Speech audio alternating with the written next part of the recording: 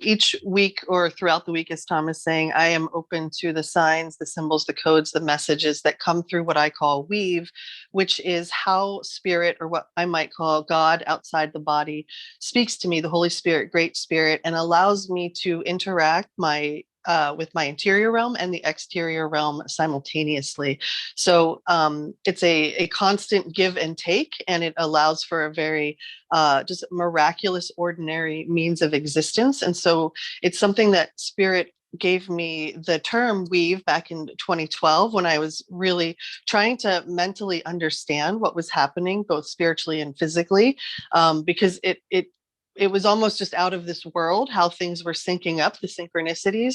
And it was very tough to kind of wrap the mind around. So weave is this term that Spirit has offered me to help us all understand that our inner life and our outer life are always interacting with one another. And when we can really tune into our center, into the core of who we are, we start to see that taking shape and mirroring back to us in our outer or physical reality. And so then when we come together like we are here, we magnify that, we amplify those energies. And so we not only are individually magnetizing greater things into our life, but we're also doing that for the collective at large.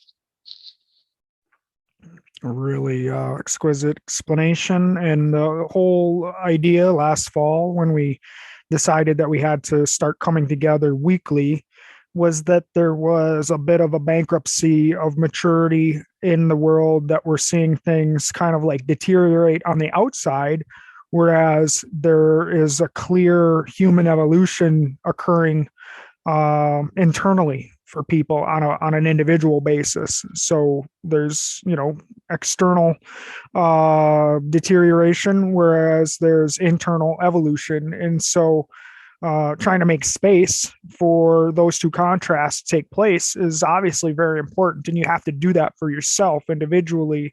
But to be able to come together and create a somewhat of a safe space, a protective space where we can feel free to speak to what we're observing in the world without any form of fear that people are going to, somehow take offense to it. That's the other part of the world that's really starting to come undone, is that everybody is looking for ways to become offended. And so everything is kind of a fragile piece that if you bring it out, it could just hurt someone somehow.